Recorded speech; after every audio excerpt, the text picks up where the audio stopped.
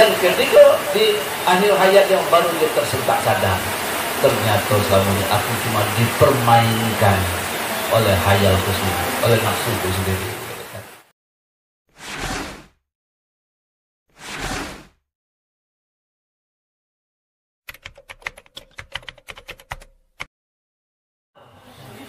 Ya.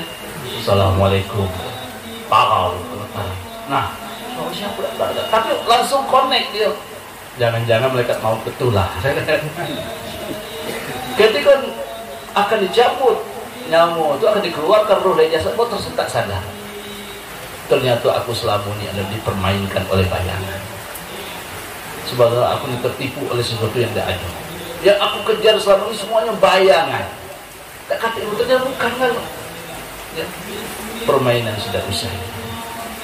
Ya. Game sudah habis, game over baru nak kabar. Nah, ternyata aku dimain-mainkan oleh permainan dunia. Allah sendiri menyatakan innamal hayatad dunya la'ibun wa lahwun. Dunia ini cuma permainan senang pura. Ayo kita sadar itu permainan dan jangan dipermain-mainkan oleh permainan ini. Hakikat kita dihadirkan dunia ini adalah untuk menghambakan ibadah Allah dan untuk menjadi khalifah. Kita disuruh untuk mengatur dunia. Dan jangan kita tertipu oleh angan-angan dan bayang-bayangan. Ya. Nah, bukan main kita menghabiskan waktu berpuluh tahun, menghabiskan biaya yang begitu besarnya, kemudian menghabiskan tenaga yang begitu besar. Ternyata yang dikejar cuma bayangan, khayalan yang barang tak kati. Ya. Sementara kita disuruh untuk mempersiapkan akhirat yang sebenarnya itu terlupakan. Nah, ini banyak tertipu. Ya.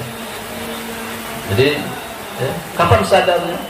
Ketika malaikat maut nanti akan mencabut nyawa, baru tersentak. Ternyata yang diburu adalah bayangan. Yang diburu adalah sesuatu yang tidak gatif, yang tidak ada hakikat baginya.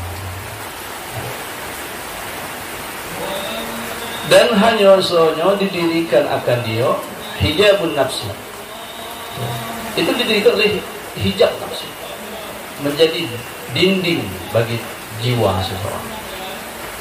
Yang tiada di sana hijab atas orang, yang tiada di sana hijab atas orang yang salih. Bagi orang yang berjalan menuju Allah itu tidak ada dinding, dia tidak akan tertipu oleh hayalan. Salih ini adalah orang yang berjalan menuju Allah, orang yang berjuang ya, menuju Allah Subhanahu wa ta'ala. Kata-kata salih ya, ini istilah dalam ilmu tasawufnya orang yang salih ya. Yang terlebih besar daripadanya, maka apabila telah dihilangkan hijab nafsu, maka dihilangkan daripada mata hatimu tauqif wahab. Ketika hijab diri itu sudah tidak ada atau dilepaskan, ketika itulah ya, dihilangkan daripada mata hati itu yang menutupinya, dan khayal, dan engkau pandang hak dengan nyata. Ya, ternyata kita saat ini masih ditutupi pandangan hati kita. Pandangan hati kita saat ini masih tertutup oleh waham dan khayal, angan-angan dan khayalan. Kita masih berangan-angan, masih berkhayal, ingin berbahagia hidup ini yang tumbuh dan keluar dari pikiran kita. Alangkah bahagianya kalau aku punya duit banyak. Alangkah bahagianya kalau rumah aku besar. Alangkah bahagianya kalau mobil aku mewah. Alangkah bahagianya kalau bini aku cantik. Alangkah bahagianya, oh bahagia-bahagia, dapat ketik loh. Ternyata apa yang kita bayangkan bahagia itulah yang akan mensengsarakan kita. Ketika didapati habis. Kenapa? Itulah hawa nafsu, keinginan nafsu. Dan itulah hijab bagi seseorang. Sehingga mata hati jadi tertutup. berangan-angan, dia berkhayal terhadap sesuatu yang tidak ada. Lalu yang ada apa? Allah Subhanahu wa Ta'ala. Menujulah Allah, berjalanlah menuju Allah. Ya. Kalau kita ingin bahagia, maka dekatilah Allah. Kalau kita ingin senang, maka kejarlah Allah. Kalau kita ingin nyaman, maka dekatilah Allah. Karena kenyamanan, kebahagiaan itu adalah dari Allah Subhanahu wa Ta'ala. Dulu kita berangan-angan dan berkhayal, ya, andaikan rumahku besar, kendaraanku mewah, ya, alangkah bahagianya. Ketika Allah berikan rumah besar dan kendaraan mewah ini, ternyata jadi masalah. Ya. Nak keluar rumah takut dicuri orang. Ini jangan-jangan rampok. Ya. Apa yang ada? Ketakutan. Akhirnya apa? Menjadi azab, kesengsaraan. Kita akan disengsarakan dan akan diazab, disiksa oleh apa yang selama ini kita katakan dia akan membahagiakan.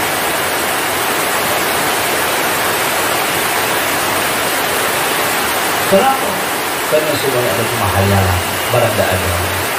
Maka seseorang ingin bahagia dan yang dituju adalah selain Allah, maka itu cuma hayalan kebahagiaan dan cuma angan-angan. Sampai mati dia tidak akan mendapatkan kebahagiaan. Kenapa? Dia mencari barang tidak ada. Barang tidak ada dicari. Ya sampai mati lah, tidak ketemu. Ya, sampai mati kenapa dia dicari barang tidak ada. Yang ada dalam hayalan, yang ada cuma dalam angan-angan. Sampai mati dia mencarikan ketemu. Dan ketika di akhir hayat yang baru dia tersentak sadar, ternyata selama ini aku cuma dipermainkan oleh hayalku sendiri, oleh nafsuku sendiri. Ma qadaka syai'un mislul wahd. Tiada yang menghela, tiada yang menarik, tiada yang menyeretmu. Yang menyeret akan dikau sesuatu seperti waham. Tiada yang menyeret, menghela, menarikmu sesuatu daripada waham, angan-angan atau khayal, daripada mendapati segala makna. Karena tiada tasawur lainnya. Bermula waham itu, angan-angan itu, pekerjaan yang adami. Waham itu pekerjaan yang tidak ganti. Adami itu maksudnya ada. Adam, tidak ada adami maksudnya. Di bangsa itu bukan sesuatu tidak ada. Yaitu lawanan hakikat yang wujudi. Dia berlawanan, satu kontradik paradoks, berlawanan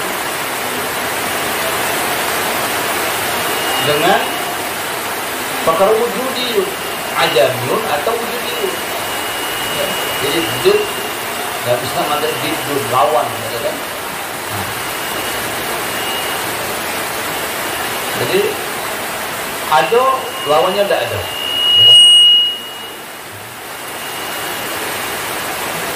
Wahab ini adalah adamiyun, sesuatu yang tidak kaktik sebenarnya. Jadi dia bertentangan, berlawanan dengan wujudiyun. Wahab itu pekerjaan yang adami, pekerjaan yang negatif, yang tidak ada. Yaitu lawanan hakikat yang wujudiyun. Dan nafsu yang naqis itu, nafsu yang kurang itu, jiwa yang masih tertutup itu, jiwa yang masih terhijab itu, jiwa yang masih kotor itu, jiwa yang gelap itu,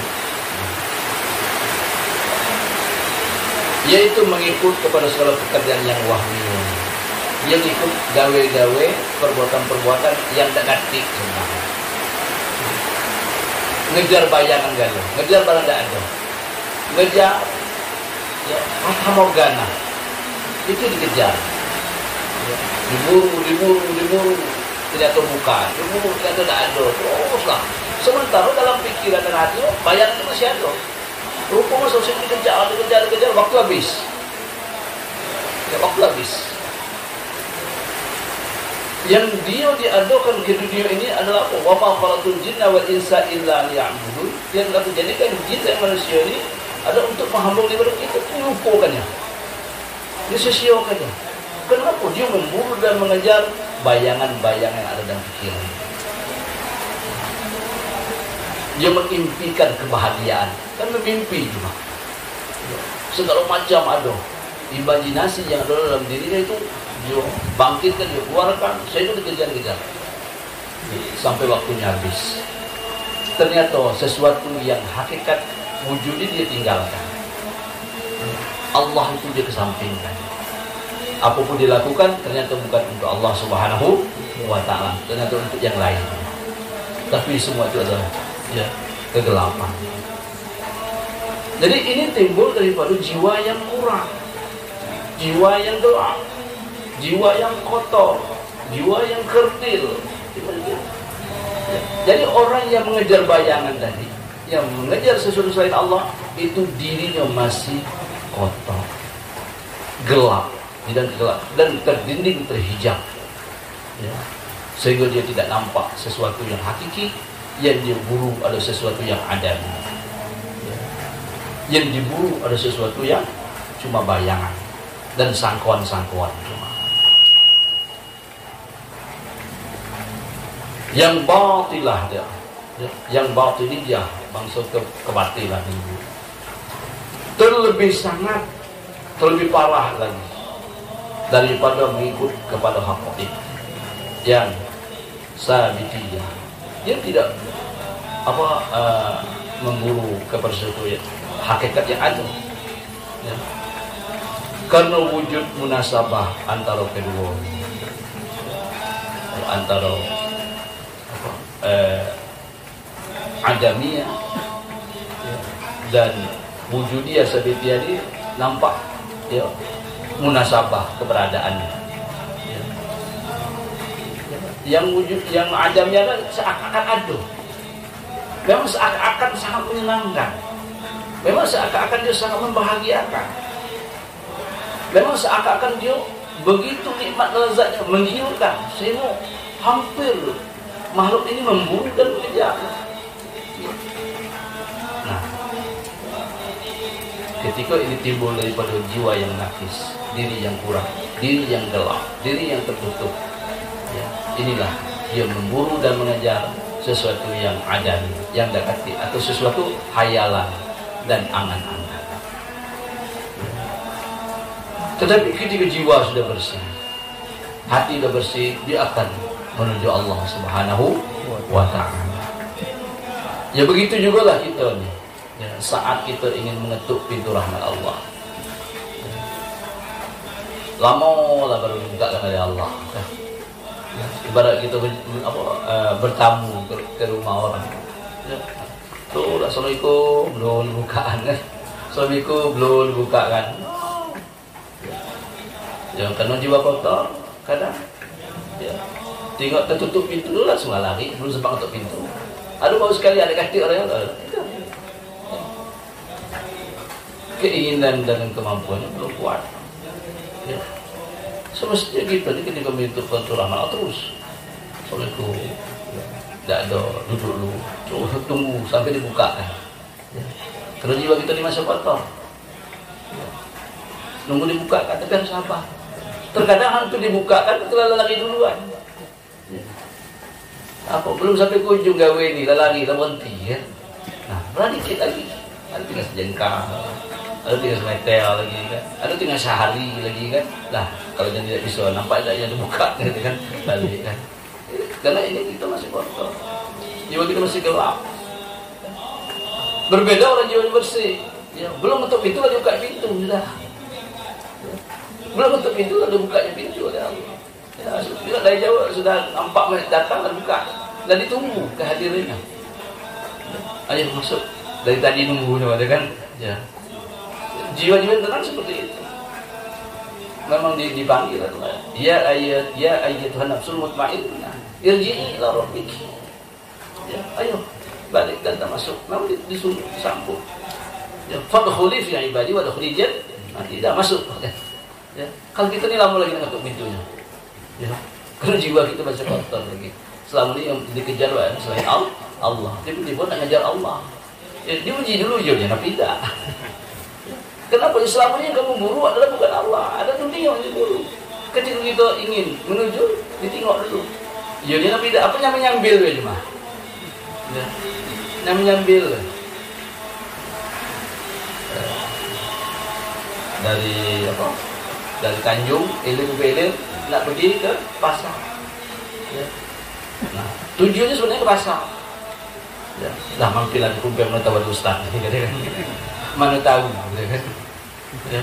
Atau tutup udahlah lanjut, kan? Karena tujuannya bukan Allah. Kita ni beribadah kita juga. Mana tahu dapat. Ya, tetapi hakikat itu dunia untuk bukan Allah Subhanahu wa ta'ala.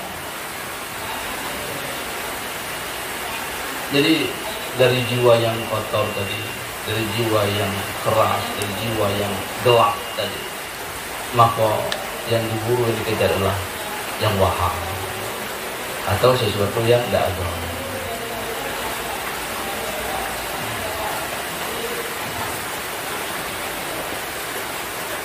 Dan tomak pada manusia itu mengikut kepada segala waham yang batin.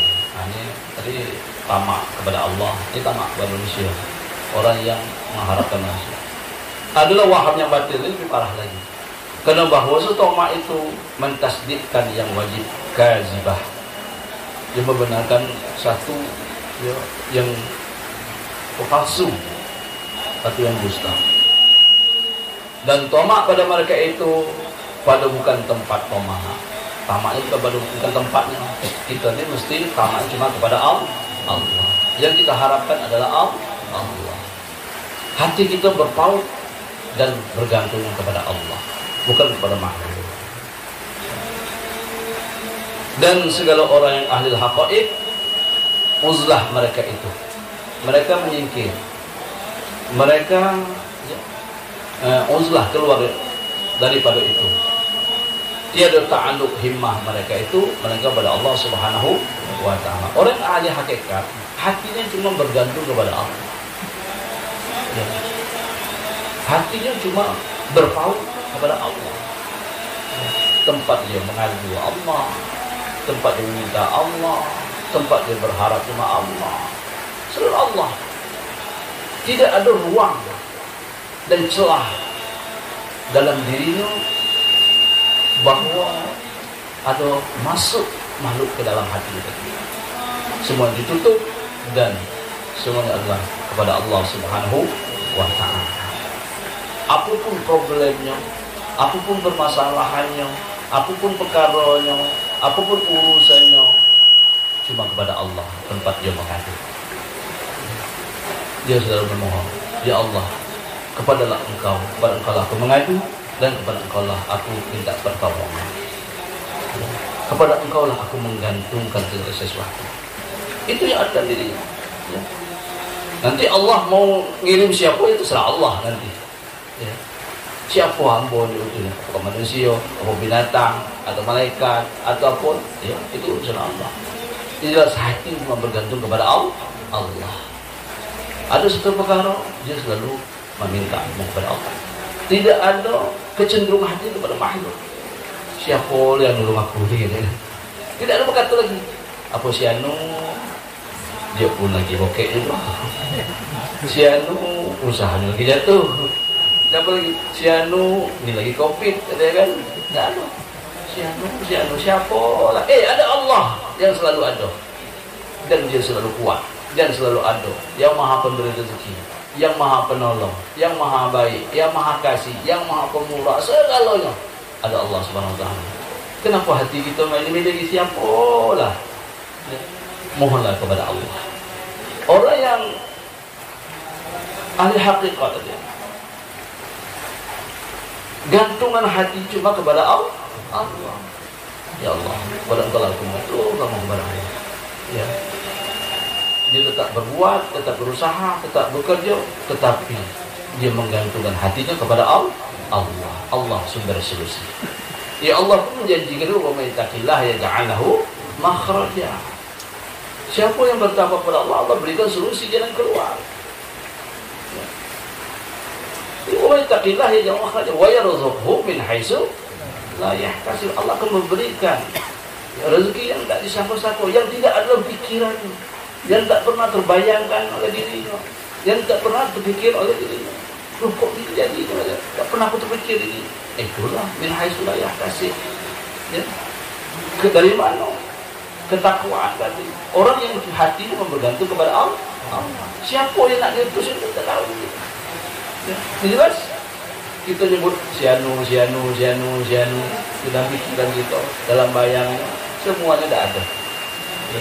Ketika seseorang yang bergantung pada Allah, Allah akan memberikan solusi daripada jalan yang rahasia Allah itu sendiri. Jadi ini perbedaan orang ahlul haqaiq, ya, orang ahli hakikat. Dan tiada tawakal mereka itu melainkan atasnya. Mereka juga menyerahkan urusan. Tawakal itu adalah mewakilkan, menyerahkan segala perkaranya hanya kepada Allah. Ini tawakal. Wakil itu kan bahasa Arab. Itu sebut aku wakil kepada kau. Artinya aku serahkan urusan ini kepada kau. Dah. Ya. Yang penting elok. Dah. Nah. Dan orang yang ahlul haqaiq dia menyerahkan urusan kepada Allah. Disebut dengan tawakal. Ya. Dan tiada berpegang mereka itu melainkan padanya, melainkan pada Allah Subhanahu wa ta'ala. Sesungguhnya telah gugurlah aghiyar segala waham dan khayal. Dan kata lagi, tutupan yang menutupi hayalan dan waham dalam dirinya, yaitu yang ta'alluq, yang berhubung, yang berkaitan, yang bergantungan pada segala aghiyar daripada hati mereka itu. Dan hilanglah daripada mereka itu tamak, dan lagi mengharapkan selain Allah itu.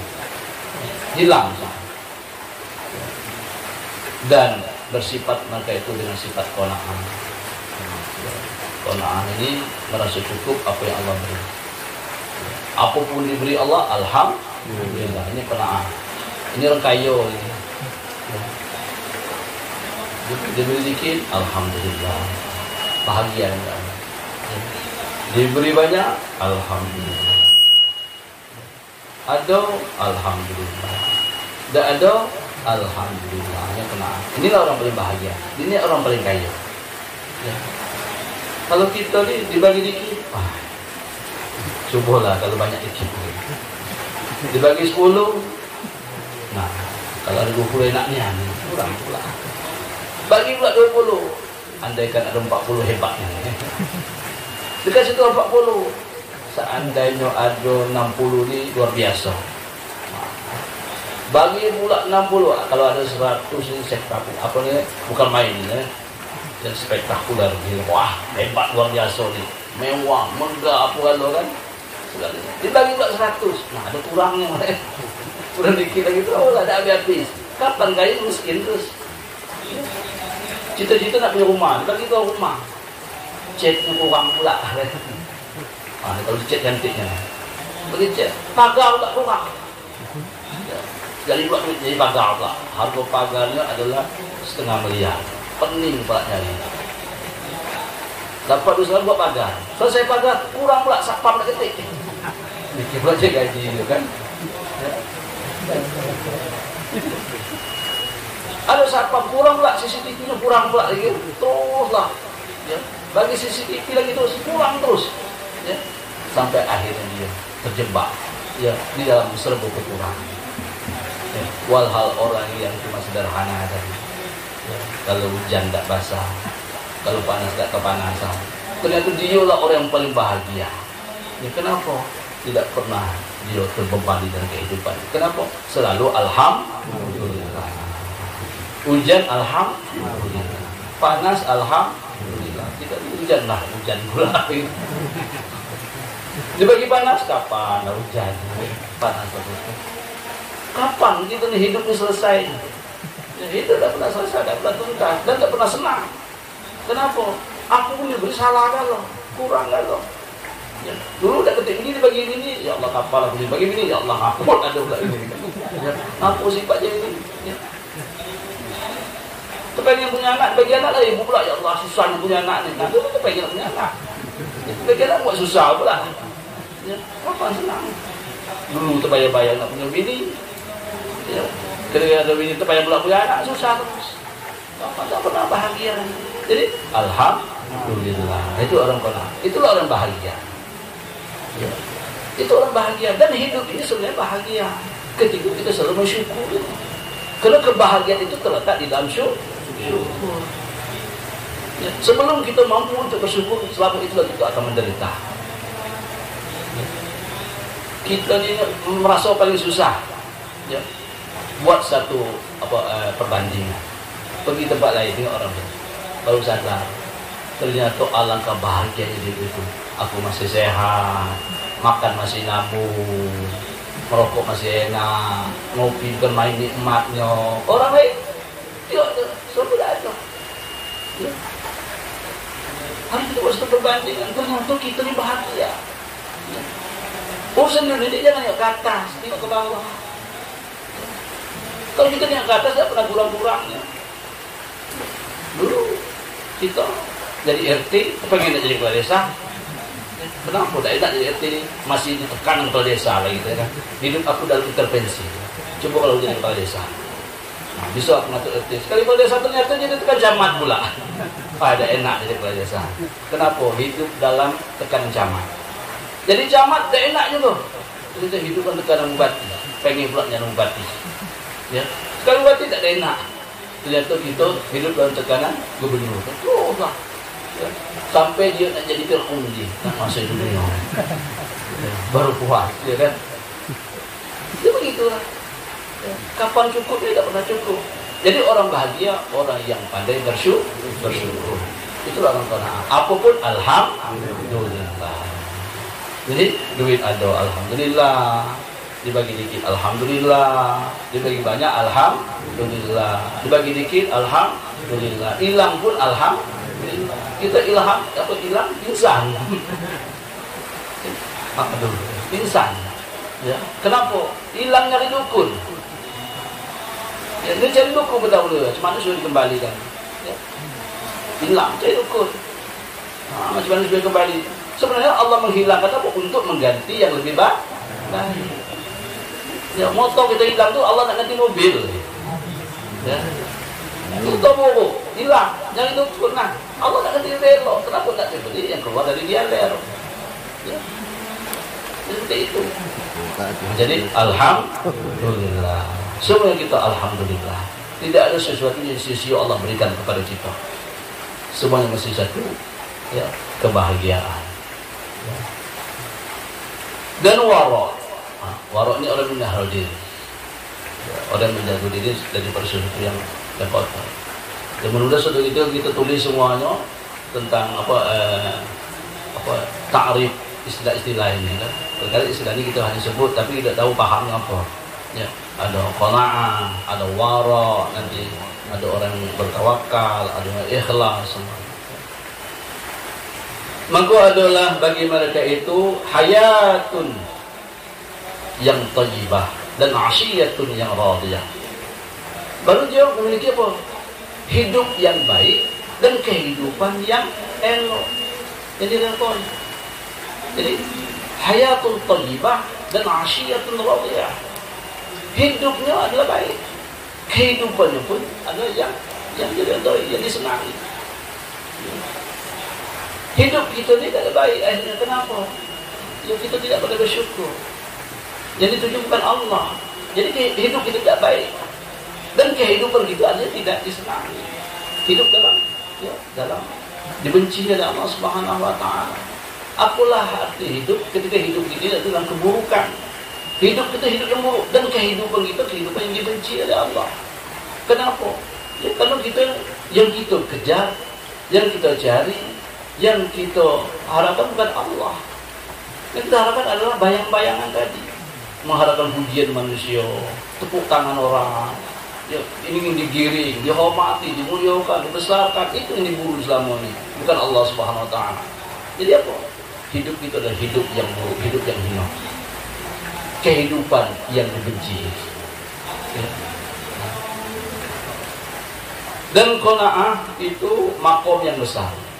Itu orang qanaah, orang yang selalu mensyukuri apa yang Allah berikan, yang selalu mengucapkan alhamdulillah, merasa puas terhadap apa yang Allah berikan, merasa puas, merasa cukup dan bahagia terhadap apapun keputusan Allah. Ini orang qanaah. Ya, ini qanaah. Apapun keputusan yang Allah berikan, dia merasa bahagia, merasa puas dan merasa senang.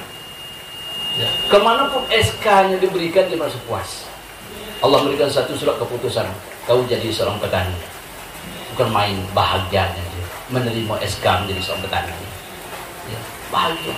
Sehingga dia menjalankan posisi sebagai seorang petani yang profesional, yang sungguh-sungguh, yang ulet, yang getol, dan dia akan memberikan kemanfaatan kepada orang lain. Ini adalah SK yang Allah berikan kepadaku. Surat keputusan. Sami'na wa ata'na. Ya Allah, aku akan mentaati. Siap, laksanakan. Kita ketika Allah SK kan jadi apa? Ya, ya Allah, andaikan kalau aku jadi itu, berandai-andai terus. Susahnya jadi apa? Jadi pedagang. Apalagi musim Covid macam ini, gitu kan. Nah, banyak pula ya, saya tidak terima keputusan Allah yang berikan. Orang qanaah dia menerima dengan senang hati, dengan bahagia keputusan yang Allah berikan terhadap diri. Aku SK ini berikan, tugas aku yang Allah berikan dilaksanakan. Ternyata Allah tugaskan dia menjadi seorang pedagang yang baik. Dia sungguh-sungguh mengikuti aturan dan dia ya, memberikan kemanfaatan kepada orang lain. Dari hasil yang didapati berguna untuk orang miskin, fakir, orang tidak mampu, anak yatim, kebutuhan Islam, dia suplai. Ya. Begitu juga entah dia pejabat, entah dia penguasa, entah dia pedagang, petani, apapun lah. Ya. Nah, ini orang yang qanaah. Apapun dia tetap berbahagia terhadap apa yang Allah berikan, keputusan yang Allah berikan.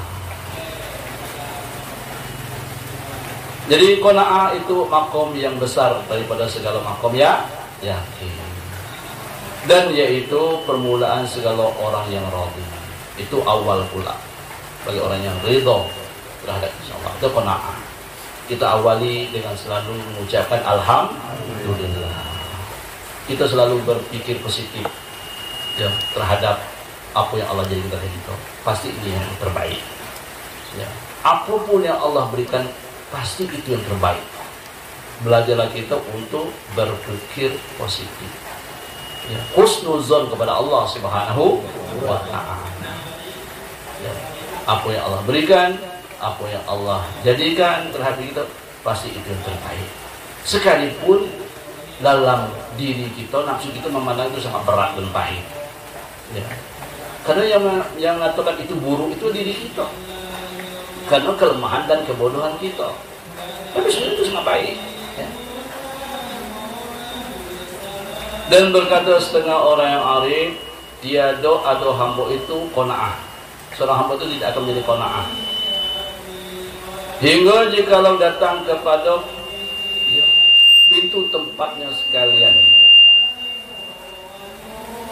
rohib atau gemar ya, di dalamnya daripada keluasannya dan namanya Allah Subhanahu wa Ta'ala. Seseorang itu akan sampai kepada qanaah ketika dia gemar, ketika dia senang, ketika dia bahagia terhadap apa yang Allah berikan kepadanya, baru sampai qanaah ya.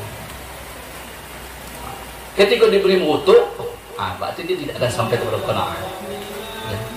Apalagi ketika diberi itu dia membenci ya, numpah pula ya. Apa yang Allah beri ini, dia akan sampai kepada qanaah. Maka berbalik atasnya tidak memandang ia kepadanya, dan tiada dibukakan pintunya akan ridho daripadanya pada hal atau keadaan. Sesungguhnya telah tersebut dalam hadis dari Nabi Sallallahu Alaihi Wasallam dalam makna firman-Nya Allah SWT, kami hidupkan akan dia dengan hidup yang baik. Ya, kami hidupkan dia akan hidup yang baik. Ini ya, orang yang Allah senang terhadap kami hidupkan diri dan hidup yang baik. Jadi hayatun thayyibah. Kenapa? Dia selalu bahagia, dia selalu senang, dia selalu gembira terhadap keputusan Allah yang diberikan kepadanya. Sabdanya yaitu qanaah. Itulah qanaah. Orang yang hidup yang baik adalah hayatun thayyibah, aisyatun radiyah. Siapa orang yang qanaah? Dia pasti bahagia. Dan itulah hakikat orang kaya. Anta hurrun mimma anta anhu ajisun wallahu subhanahu wa ta'ala.